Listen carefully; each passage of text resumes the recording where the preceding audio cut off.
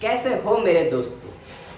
हमने अगले वीडियो में सम बेसिक कॉन्सेप्ट की कुछ प्रॉपर्टीज़ के बारे में बात की थी जिसमें हमने बताया था कि केमिस्ट्री क्या है, उसके बाद उसका मेडिकल केमिस्ट्री क्या है वो बताया था, एनवायरमेंट केमिस्ट्री क्या है वो बताया था। उसके बाद हमने डिस्कस की थी क्लासिफिकेशन ऑफ मैटर, जिसमें element, compound, mixture, metal, non metal, metalloids, organic compound, inorganic compound, homogeneous mixture, heterogeneous mixture.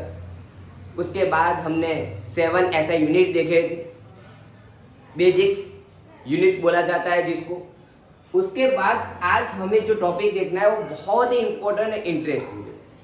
आप स्टैंडर्ड 9 में केमिकल कॉम्बिनेशन एक टॉपिक था जिसमें ऑलरेडी 2 लॉ पढ़ के आए हो, law of the conservation of mass and law of the constant proportion. शायद आप लोग पढ़ के आए होंगे।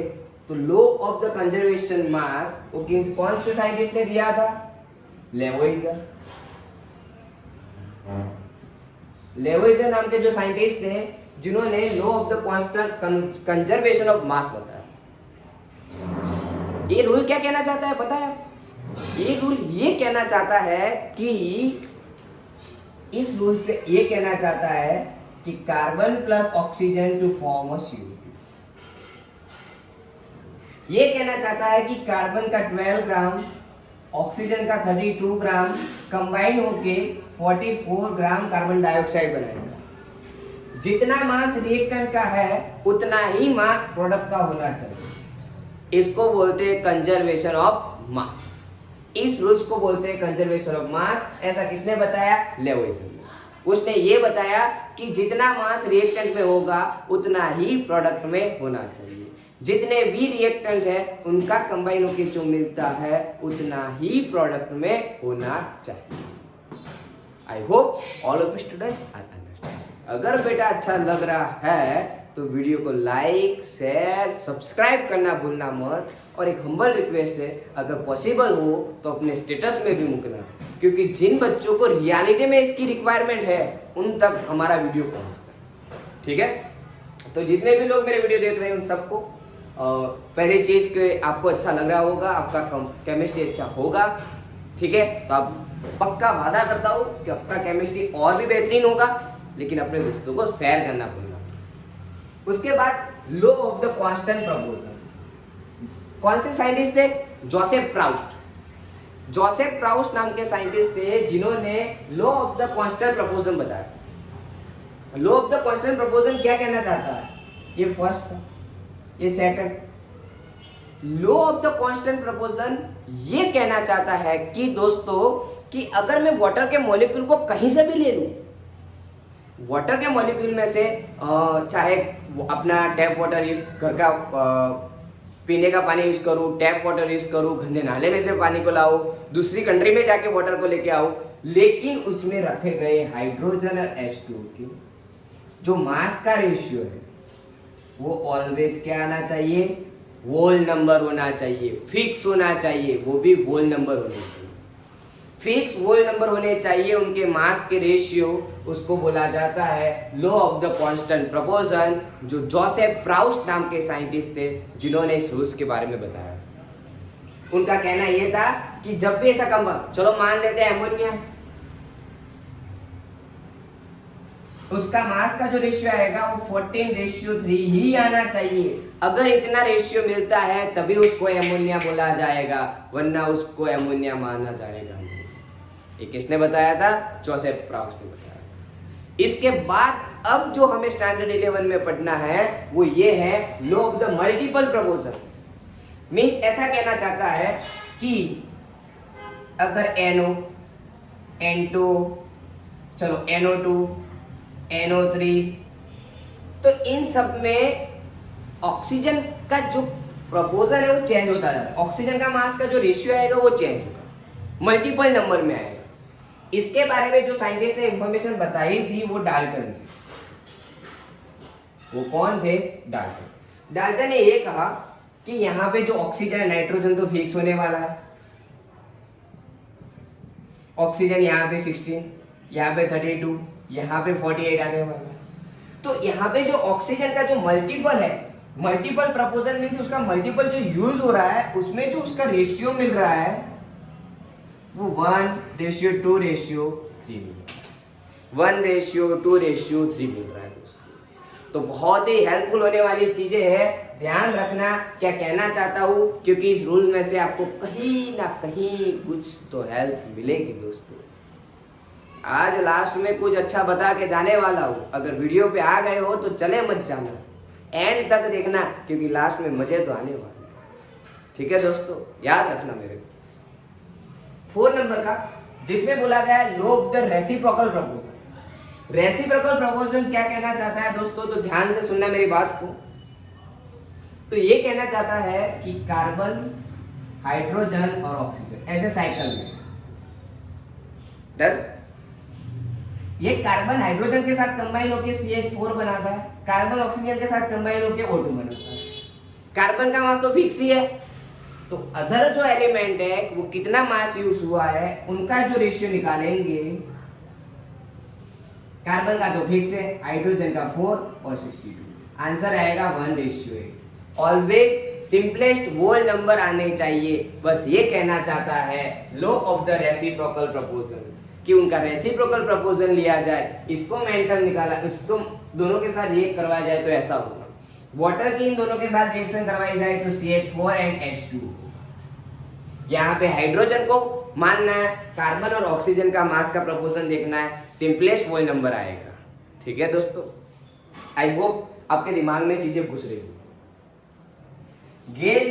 गैल्यूसेक law of the gaseous volume. Gaseous volume means जो गैसियस कंपाउंड है उनके लिए ही बात की गई है, जो गैसियस कंपाउंड है उनके लिए ही बात की गई है। तो ये क्या कहना चाहता है वो बहुत अच्छे से समझने की कोशिश करना मेरे प्यारे दोस्तों। आई होप आप बहुत ही इंटेलिजेंट हो, आपको समझ में आ ही रहा होगा, पढ़ाई ही होगा, लेकिन उसको आगे कैसे प्रोसीड किया है, उसमें डीप में कैसे चले जाए, वो चीजें सीखनी है मेरे दोस्तों। ठीक है, तो Gay Lussac law of the gaseous volume.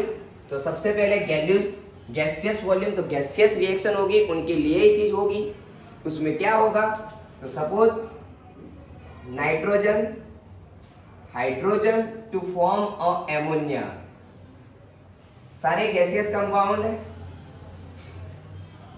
तो ये क्या कहना चाहता कि इसका 1 वॉल्यूम, इसके 3 वॉल्यूम यूज होने से इसके 2 वॉल्यूम मिलते हैं, उनके वॉल्यूम की कंपैरिजन कर सकते हैं कि उसका 1 वॉल्यूम यूज हो रहा है तो उसका 3 होगा, ये 1 ml होगा तो 3 ml यूज होगा, तब जाके 2 ml मिलेगा। इसका 1 ml उसका 3 ml कंबाइन होके उसके 2 ml मिलेंगे हमें। ठीक है दोस्तों, आई होप आपको समझ में बहुत अच्छे से आया होगा इन 5 लॉज के बारे में। एक बार वापस, law of the conservation of mass, जिसमें हमने देखा कि रिएक्टेंट का जितना मास है उतना ही प्रोडक्ट का होना चाहिए। Law of the constant proposal, जिसमें मैंने बताया कि अगर वाटर को कहीं से भी दुनिया के कहीं से कोने से निकाल दो, लेकिन उसमें हाइड्रोजन ऑक्सीजन का जो मास का रेशियो है वो सिंपलेस्ट फॉर्म में ही होना चाहिए, 1:8 ही होना चाहिए। थर्ड कि जो मल्टीपल प्रपोजल है वो ऐसा कहना चाहता है कि एक जो दूसरी चीज कंटिन्यू चेंज होती रहती है उसका रेशियो निकाले, वो सिंपलेस्ट होल नंबर होना चाहिए। फिर रेसिप्रोकल प्रपोजल देखा, रेसिप्रोकल ये कहना चाहता है किसी एक की 2 के साथ रिएक्शन होती है तब जो कंपाउंड मिलता है उनके जो मास का रेशियो आता है सिंपलेस्ट होल नंबर में आता है। फिर देखा हमने गैल्यूसेक गैसियस फॉर्म में, गैसियस वॉल्यूम, तो उसमें ये कहना चाहता है कि जो गैसियस कंपाउंड होते हैं वो उनके वॉल्यूम के हिसाब से हम कंपेयर कर सकते हैं। इनका रेशियो क्या मिलेगा वॉल्यूम का, तो 1:3:2 मिलेगा। इसको बोला जाता है गैल्यूसेक्स लॉ ऑफ गैसियस फॉर्म। ठीक है दोस्तों, इसके बाद मैंने टेम्परेचर पॉइंट लिखा। टेम्परेचर में क्या होगा दोस्तों, तो टेम्परेचर के कुछ यूनिट होते हैं, आप शायद 9th स्टैंडर्ड में पढ़ के आए, लेकिन एक बार छोटा सा रिवाइज करवा देता हूँ, याद हो जाएंगे, सवाल काम आएंगे।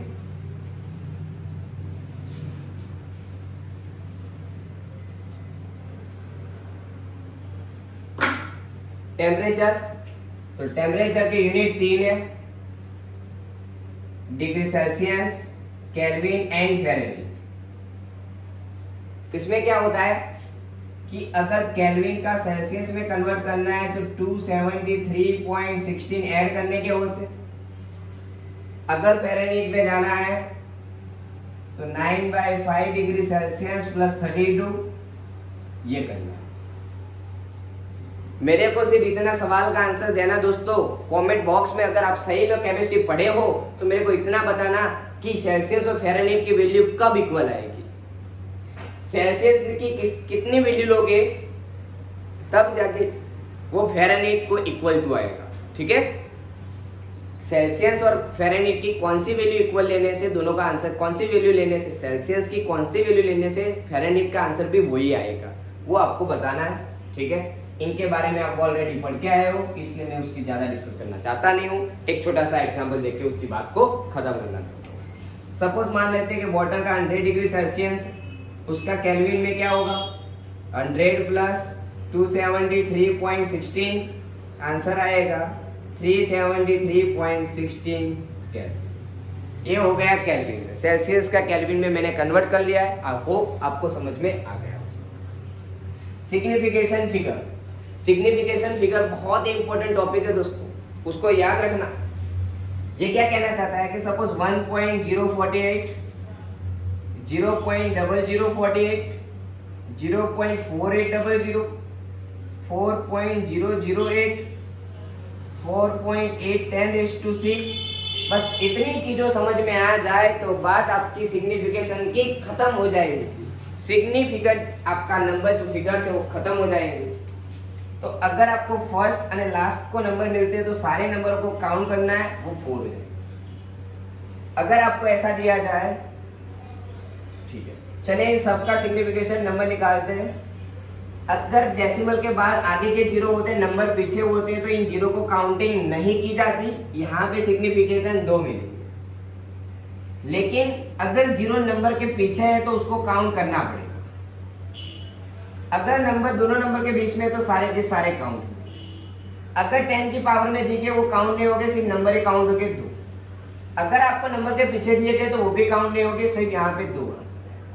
ठीक है दोस्तों, तो ये हो गया आपका सिग्निफिकेंट नंबर। आई होप आपको ये चीज समझ में आ चुकी होगी। ठीक है दोस्तों, आई होप आपको अच्छे से चीज समझ में आ चुकी होगी। ठीक है, तो आपको ये टॉपिक बहुत ही अच्छा लगा होगा। आई होप अगर नहीं समझ में आया तो एक बार वापस वीडियो को रिवाइज कीजिए, देख लेना, रियलिटी में मजा आएगा। ठीक है दोस्तों, अब नेक्स्ट टॉपिक पे जाना है हमें, तो वहीं पे है मोलर मास, एटॉमिक मास। आपको पता होगा, आपने पढ़े होंगे कि सारे एलिमेंट के मास फाइंड आउट किए होंगे। कैसे किए होंगे? तो वहां पे ये हुआ था कि कार्बन 12 को कहीं पे ऐसा लिखा हुआ मिलेगा, कार्बन 12 को रिस्पेक्ट मानते हुए सारे एलिमेंट के मास फाइंड आउट, कार्बन को रिलेटिव मानते हुए, रिस्पेक्ट मानते हुए सारे एलिमेंट के मास फाइंड आउट किए गए और उनका जो यूनिट आता था वो यू बताया गया। जैसे कि आप लिखते हो कि वाटर का मास कितना होता है, मोलर मास बोलते हैं, 18 यू होता है। तो ऐसे मास फाइंड आउट किए। अब हम जो नेक्स्ट टॉपिक में जाने वाले हैं वो बहुत ही इंटरेस्टिंग, बहुत ही हेल्पफुल है, तो दोस्तों उसको देखना कभी भूलना मत, वो बहुत ही इंटरेस्टिंग होने वाला है। नेक्स्ट टाइम लेके आऊँगा उसको, लेकिन उससे पहले बहुत ही इंपॉर्टेंट चीज़ वो है कि आप जो एलिमेंट है, जो पूरे एलिमेंट है, उनके मास प्रिपेयर कर देना, उनके साइन, सिंबल और मास प्रिपेयर करके रखना। 1 to 30 एलिमेंट के करने हैं आपको। कितने? 1 to 30। जैसे कि hydrogen, helium, lithium, beryllium, boron, carbon, nitrogen, oxygen, fluorine, neon, sodium, magnesium, aluminium, silicon, phosphorus, sulphur, chlorine, argon, potassium and calcium. उनका मास होता है 1, इनका 2, इनका 4 होता है, लिथियम का 7, बेरिलियम का 8, बोरॉन का 10, कार्बन का 12, नाइट्रोजन का 14, ऑक्सीजन का 16, फ्लोरीन का 18, नियोन का 20।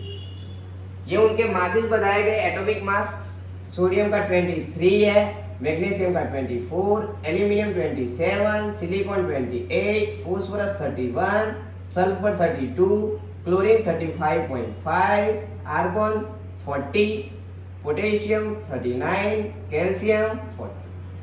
तो दोस्तों इसको अगर देखना है तो पूरे एक बार पीरियोडिक टेबल को देख लेना, 21 to 30 एलिमेंट के मास फाइंड करके रखना, क्योंकि कहीं ना कहीं आपको हेल्पफुल होने वाले हैं दोस्तों। ठीक है, तो इस चीज को ध्यान में रखते हुए सारे एलिमेंट का मास फाइंड करना। मास फाइंड करने के बाद आपको सारे एलिमेंट के मोलर मास निकालना आ जाएगा। ठीक है, तो जब भी नेक्स्ट मिलेंगे हम इनके साथ मिलेंगे, मोलर मास फाइंड करेंगे, एटॉमिक मास फाइंड करेंगे, मोल पे जाएंगे एंड नंबर ऑफ एटम्स देखेंगे। एक साथ एक और भी चीज है उसको याद करना कि 1U इज इक्वल टू 1.66 10⁻⁻24 ग्राम होता है। ये वैल्यू कहाँ से मिली है वो भी हम प्रूव करेंगे हमारे नेक्स्ट वीडियो में। तो दोस्तों अगर हमारा वीडियो अच्छा लगा है तो उसको लाइक, शेयर और सब्सक्राइब करना भूलना। Thank you so much for connecting succession tuition.